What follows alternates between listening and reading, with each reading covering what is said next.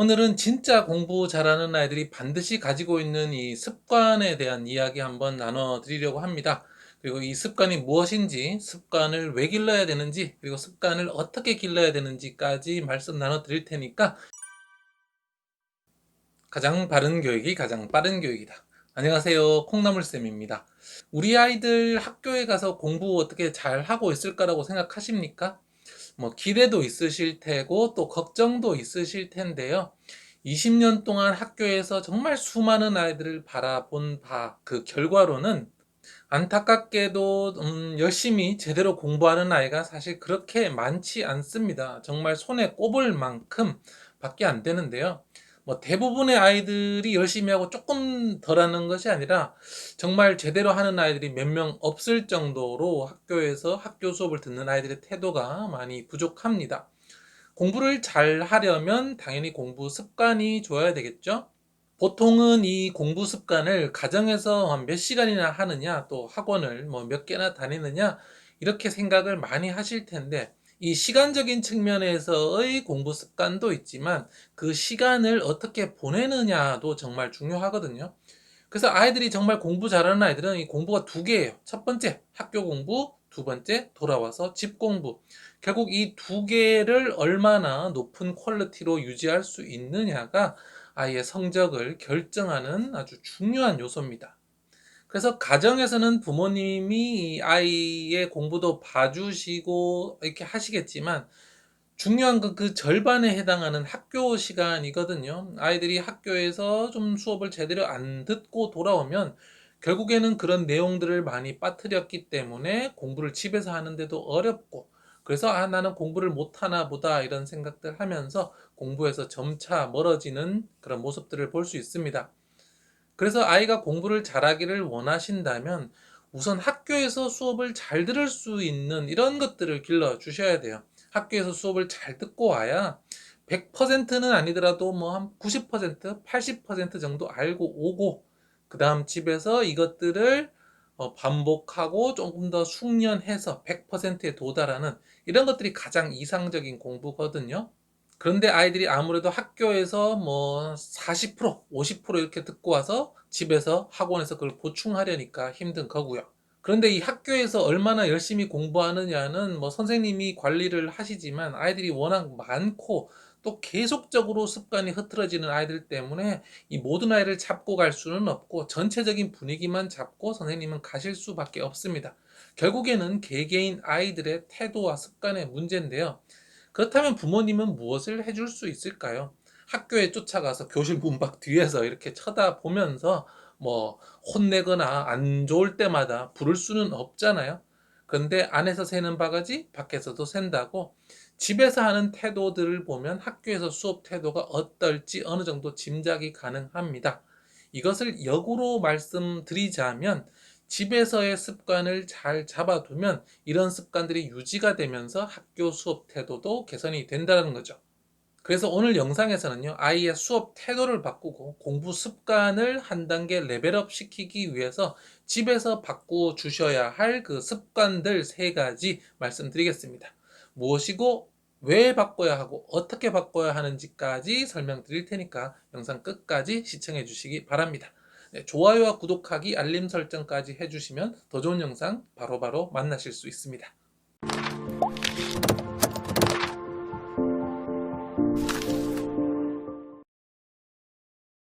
진짜 공부 잘하는 아이들이 반드시 가지고 있는 습관 세 가지 중에 첫 번째는요, 바로 물건을 정리하는 습관입니다.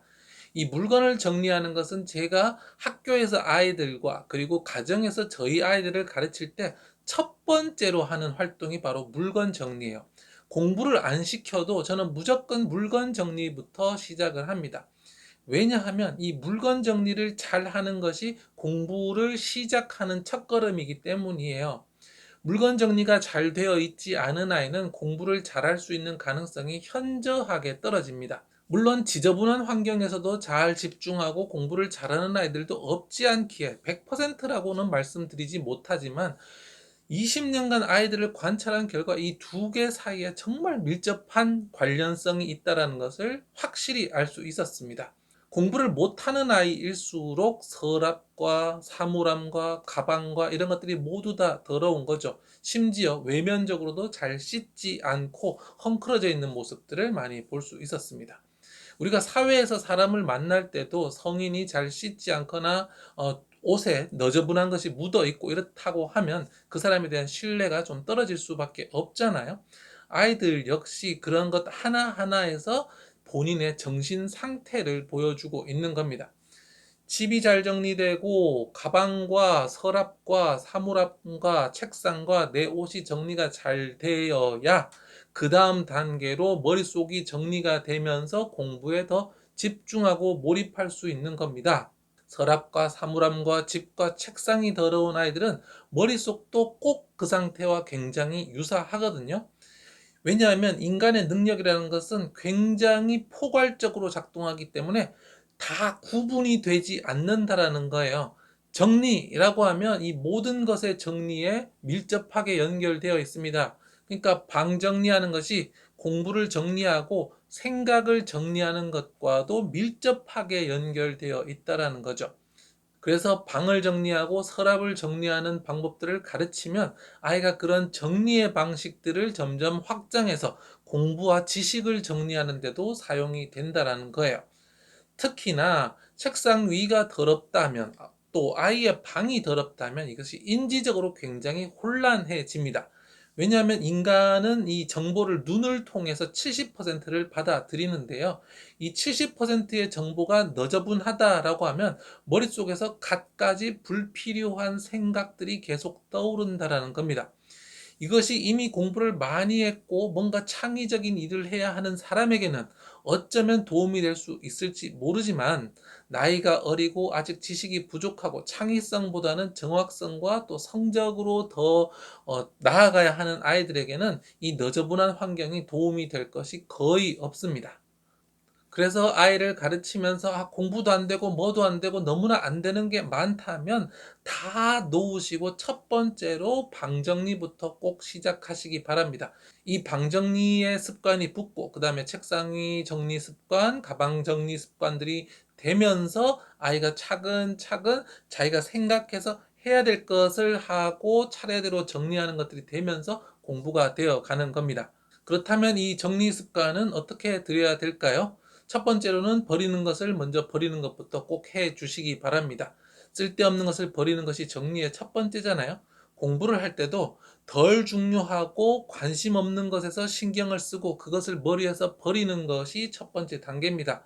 그래서 불필요한 것들 버리는 것 첫 번째로 하시고요. 두 번째로는 같은 것, 유사한 것끼리 모으는 겁니다. 색깔이 비슷한 것, 크기가 비슷한 것, 혹은 쓰임새가 비슷한 것끼리 모아보세요. 예를 들어서 문구류라면 연필과 지우개와 펜들은 같이 가고, 또 노트는 이쪽에, 또 책들은 이쪽에, 이런 식으로 정리가 되는 거죠. 공부 역시 쓸모없는 것에서 신경을 버리고 그 다음에 중요한 것에 집중을 한 다음에 그 안에서 유사하고 관련이 있는 것들을 모으는 겁니다. 그렇기 때문에 정리 습관을 통해서 공부 습관, 공부하는 방식을 훈련시킬 수가 있는 거죠. 이런 정리 습관은요, 하루 이틀 하고 잠깐 한다고 붙는 게 아닙니다.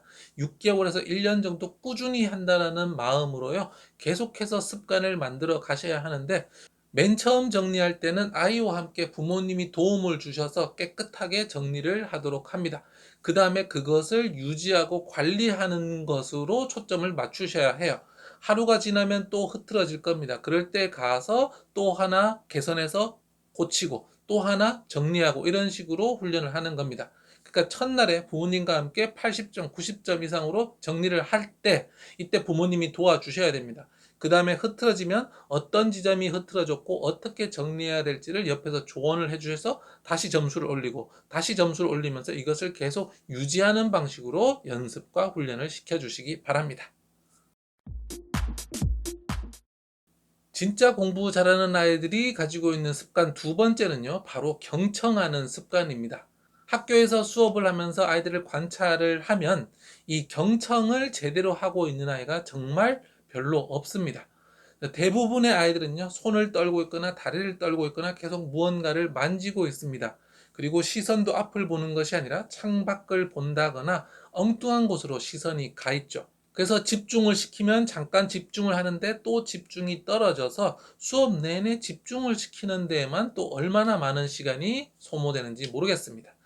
그런데 공부 잘하는 아이들은 이 집중도가 다릅니다. 손으로 만지거나 산만하지 않고요. 선생님과 칠판을 끝없이 응시하면서 공부를 하거든요.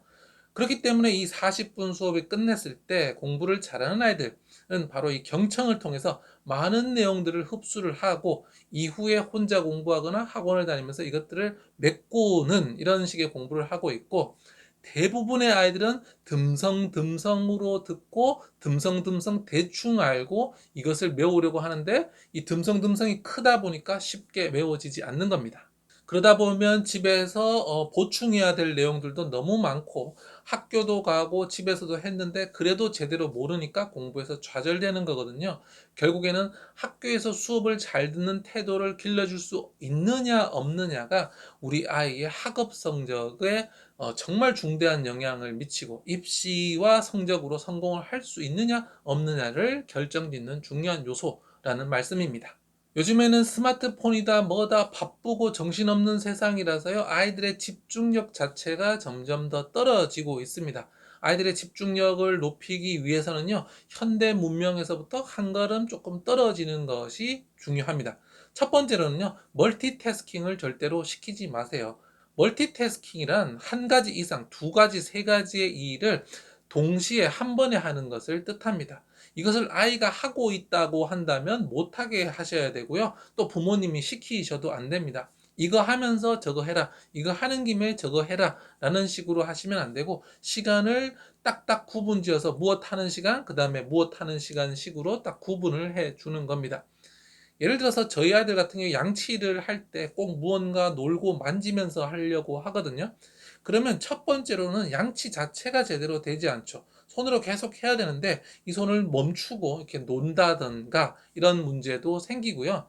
또 그렇게까지 쉬지는 않는다고 하더라도 이 손이 점점 느려지면서 대충대충 하는 것을 알 수 있습니다. 구석구석 해야 되는데 말이죠. 그렇기 때문에 저는 이렇게 양치를 하면서 다른 것을 못하게 하는데, 이것이 단순히 양치에만 해당되는 것이 아니라 아이가 자꾸 무언가를 하면서 습관적으로 다른 생각을 하면서 다른 일을 하는 그런 습관을 가지지 못하도록 하기 위해서입니다. 그래서 아이들에게 제가 항상 강조하는 것은 이 순간에 해야 하는 일을 이 순간에 해라. 이것을 하면서 다른 것을 하지 마라. 신경을 두 가지로 동시에 쓰지 마라는 이야기를 계속해서 알려줍니다.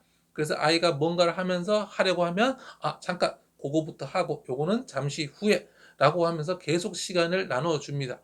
그 다음에 그것을 구체적으로 설명해 줍니다. 왜 그렇게 두세 가지 일을 동시에 하면 안 되는지를 설명을 해 주는 거죠.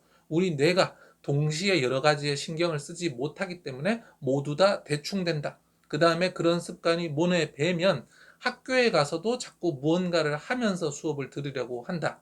사람이 자기 자신은 그것을 잘 못 느끼지만 실제로는 상당한 공부에 그 방해가 되기 때문에 멀티태스킹을 하지 말라라는 이야기를 지속적으로 지도합니다. 또한 아이의 집중력을 길러주시기 위해서는요, 부모님이 아이와 대화를 많이 하시는 것도 굉장히 중요합니다. 스마트폰과 TV를 통해서 신경을 다른 곳에 쏟는 것이 아니라 그것을 내려놓고 사람과 사람의 대화가 필요한 겁니다. 요즘 아이들이 학교에서 왜 수업에 잘 집중 못하냐? 스마트폰, TV를 통해서 화려한 영상을 많이 봤는데 학교에서 선생님은 말씀을 하고 계시기 때문입니다. 사람의 말은 이런 영상에 비해서 아무래도 지루할 수밖에 없죠. 그래서 훈련이 되지 않은 아이들은 선생님이 얘기하고 계시면 거기에 더 이상 신경을 쓰지를 못하는 겁니다. 자기의 의도와 다르게 신경이 계속해서 빠지면서 다른 곳으로 가는 거죠.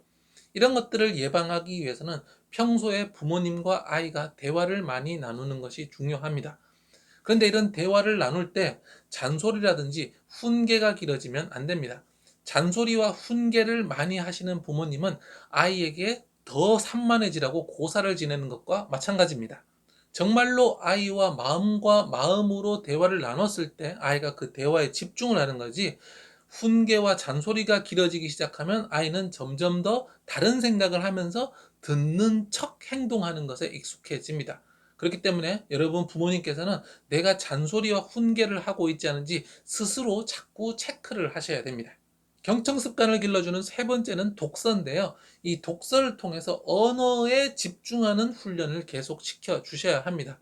TV, 스마트폰, 영상물이 아니라 약간은 지루할 수 있는 약간은 담백한 그런 글자들에 계속 집중하는 것들이 결국 정신을 집중하는 힘을 만들어내고 그림들이 수업에 집중할 수 있도록 도와주는 거니까요. 진짜 공부 잘하는 아이들이 반드시 가지고 있는 세 가지 습관 중 마지막은요, 바로 스스로 생각하는 습관입니다. 아이들을 접하면서 많이 느꼈던 것들이 아이들이 전혀 스스로 생각하지 않으려 한다. 모든 것을 물어서 해결하려고 한다라는 겁니다. 사실 질문이라는 것은 굉장히 좋은 겁니다. 질문을 통해서 내가 모르는 것을 알아갈 수 있으니까요. 그런데 이 질문의 성격이 중요한데 어떤 아이들은 자기가 스스로 하기 귀찮아서 생각해 볼 마음조차 없어서 그냥 단순히 답을 요구하는 질문을 합니다. 그래서 뭐 할까요? "이거 답이 뭔데요?" 라는 식으로 질문을 하고 그 답을 그냥 수행하거나 반복하려는 거죠. 마치 기계처럼요. 그런데 공부를 잘하는 아이들의 질문, 그리고 사회에서 성공하는 사람들의 질문은 이런 질문과는 다릅니다. 목적 자체가 본인이 스스로 생각을 하려고 하는데 거기에 필요한 요소들을 질문을 하는 거죠. 그래서 아이가 질문을 할 때 그냥 질문을 하고 그것을 그대로 반복하는 식으로 수행을 하고 있다면 아이가 전혀 발전하지 못하고 있구나라고 생각을 하셔야 되고, 질문을 하고 그래서 이렇구나 그다음으로 자기의 생각으로 이어가는 이런 질문을 한다면 우등생 공부를 잘하는 아이로 발전할 수 있겠구나라고 생각을 하실 수 있습니다. 스스로 생각하는 것이 귀찮아서 무작정 물어보는 것이 아니라 자기의 생각을 더 발전시키기 위해서 질문을 하는 이런 질문들은요, 자기 주도성과 이해의 깊이와 굉장히 밀접한 연관성이 있습니다. 그래서 공부를 잘하는 아이들은요, 자기의 이해를 더 깊게 만들기 위해서 자기 주도적으로 물어보는 거고, 공부를 못하는 아이들은 귀찮아서 답을 내놓으라고 묻는 겁니다. 공부를 못하는 아이들은 스스로 생각하려는 이런 습관이 없기 때문에 수업에서도 늘 굉장히 수동적으로 뒤로 물러서서 선생님의 말을 그냥 듣기만 하려고 합니다. 그런데 사람의 이해라는 것은 본인이 능동적으로 생각할 때 이해가 만들어지는 거고, 남이 설명해 준 것이 들어오면 그것은 제대로 자리를 잡지 않고 다 빠져나갑니다. 그렇기 때문에 스스로 생각하지 않는 아이는 경청을 한다고 하더라도 그 지식을 이해하는 수준이 굉장히 낮을 수밖에 없고요. 부모님이 평소의 생활에서 아이가 자기 주도적으로 이해를 깊게 만드는 그런 질문들을 하도록 계속 요구를 하셔야 됩니다. 책에 적혀 있다, 어디에 적혀 있다, 이런 것들을 부모님이 대신 말해 주시는 것이 아니라 여기에 어디에 있을까? 그 다음에 너는 이것에 대해서 어떻게 생각하니? 라고 아이의 생각을 자꾸 물어보셔야 합니다. 답이 없는 질문이라도 마찬가지예요. 호랑이와 사자가 싸우면 누가 이길까? 그때그때 다를 수도 있지만 아이의 생각을 자꾸 물어보는 거죠. 그래서 네 생각은 무엇이니? 라고 계속 물어보셔야 됩니다. 또한 생활 속에서 저는 아이들에게 자기주도성을 계속 강조하는데요. 지난번에 아이들과 함께 서울역을 간 적이 있습니다. 보통은 부모님이 앞장을 서고 아이가 그 뒤를 계속 따라가겠죠. 저는 서울 지하철역에 도착하자마자 지금부터 서울역으로, 기차역으로 갈 건데 네가 앞장서라, 아빠는 뒤에 가겠다라고 했습니다. 길이 궁금하면 이 주변에 있는 표지판을 보면서 한번 스스로 찾아봐라 라고 하고 저는 바로 뒤 몇 걸음 뒤에서 계속 따라갔죠. 그래서 아이 둘이서 이 표지판을 보면서 또 사람들을 보면서 그 길을 결국 찾아냈는데, 이 서울 기차역을 찾은 다음에 아이들의 만족감과 성취감은 굉장히 컸습니다. 이런 식으로 아이들이 부모님의 뒤를 따라가는 것이 아니라 자기 주도적으로 내가 행동을 함으로써 얻어낼 수 있는 것들이 있고 이것이 굉장히 기쁘다라는 이런 경험들을 해봐야 합니다. 부모님은 생활 속에서 늘 지시만 하지 마시고요. 여기서 어떤 방법이 있을까? 여기서 무엇이라고 물으면 답이 나올까? 어떻게 해야 될까라고 계속해서 질문으로 다시 던져주시기 바랍니다. 아이가 그 질문을 통해서 생각을 하도록 이끌어내는 것이 중요하니까요.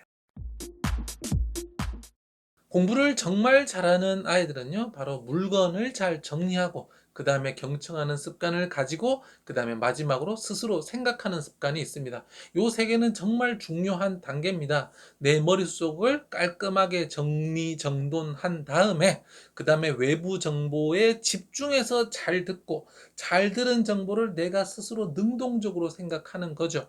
이렇게 됐을 때 외부에 있는 정보들, 지식들이 나한테 들어와서 내 걸로 자리를 잡는 거예요. 그런데 만약 이 3단계 중에 하나라도 삐끗하고 제대로 되지 않는다면 정보가 나에게 제대로 들어올 수가 없는 겁니다. 그렇기 때문에 공부 잘하는 아이들은 반드시 이런 습관을 가지고 있는 거죠. 우리 아이에게 공부를 많이 시키는 것도 좋고 열심히 시키는 것도 좋지만, 공부를 할 수 있는 상태를 만들어주는 게 중요합니다. 공부를 할 수 있는 역량이 안 된 상태에서는 아무리 많은 것을 주입해도 아무것도 들어가지 않는다는 점 절대 잊지 마시기 바랍니다. 오늘 내용을 잘 숙지하셔서 실천하시면 우리 아이가 조금씩 바뀌는 모습 분명히 보실 수 있을 겁니다. 네, 또 좋은 영상 계속 올려드릴 테니까요. 좋아요, 구독하기, 알림 설정까지 부탁드리겠습니다. 우리 아이들을 위해 오늘도 노력하시는 부모님, 제가 응원하겠습니다. 화이팅!